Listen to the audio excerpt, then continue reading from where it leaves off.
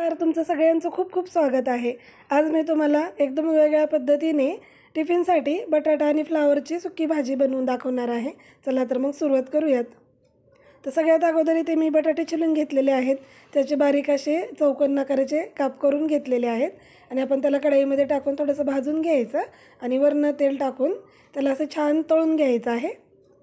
तर बटाट्याचा आपला कलर बदलजेपर्यंत ह्या पद्धतीने असं बटाटे तळून घ्यायचे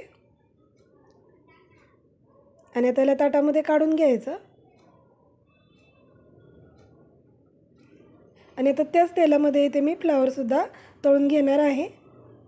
तर थोड्याशाच तेलामध्ये आपण याला छान असं परतून घ्यायचं आहे, म्हणजे आपल्याला इथे फ्लावर तळायला खूप तेल लागत नाही। तर आता फ्लावरचाही कलर थोडासा बदलला की मग आपण फ्लावरसुद्धा बाजूला काढून घेऊ। तर या पद्धतीने केलेली भाजी खूप छान लागते, तर तुम्ही एकदा नक्की करून पहा।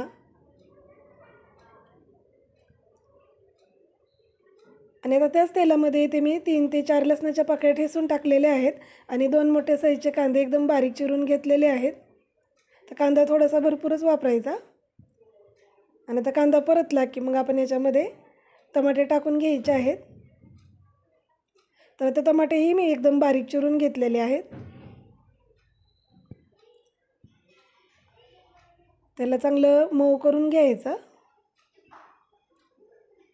आणि आता इथे मी टमाट्यावरतीच मीठ टाकून घेणार आहे। तर मिठामुळे आपला टमाटा लवकर मऊ होतं आणि त्याची ग्रेव्ही तयार होते। आणि एक अर्धा चमचा गरम मसाला, 1 चमचा किचन किंग मसाला, 1 चमचा धना पावडर आणि चवीपुरतं लाल तिखट, त्याला चांगलं मिक्स करायचं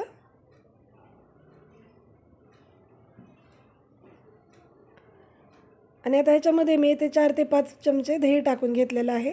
तर दह्यामुळे भाजीला ग्रेव्ही छान येते, म्हणजे आपल्याला याच्यामध्ये शेंगदाण्याचं कूट किंवा खोबरं कुठलंही वाटण टाकायची गरज लागत नाही आणि भाजीला चवसुद्धा खूप छान येते। आणि त्याला चांगलं मिक्स करून घ्यायचं आणि आता बटाटा फ्लावर आपण याच्यामध्ये टाकून घ्यायचा। तर खूप वेळ लागत नाही, कारण टमाटर आपलं फ्लावर आणि बटाटा आपण अगोदरच तळून घेतलेला आहे। त्याला चांगलं मिक्स करून घ्यायचं।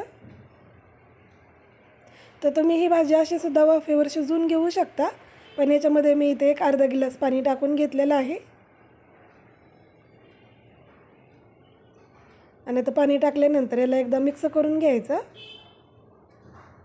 झाकण ठेवून एक 5 मिनटं याला शिजवून घ्यायचं आहे, एकदम बारीक गॅसवरती शिजवून घ्यायचं। तर तुम्ही पाहू शकता भाजी किती छान दिसत आहे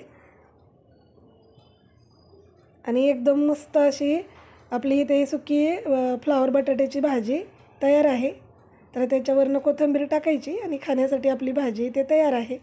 तर तुम्हीसुद्धा एकदा नक्की या पद्धतीने करून बघा, खूप छान बनते। एकदा बनवली की परत परत नक्की बनवाल आणि कशी वाटली ते मला कमेंट्समध्ये नक्की सांगा। आवडले असेल तर लाईक करा, शेअर करा आणि सबस्क्राईब करायला विसरू नका। व्हिडिओ पूर्ण पाहिल्याबद्दल धन्यवाद।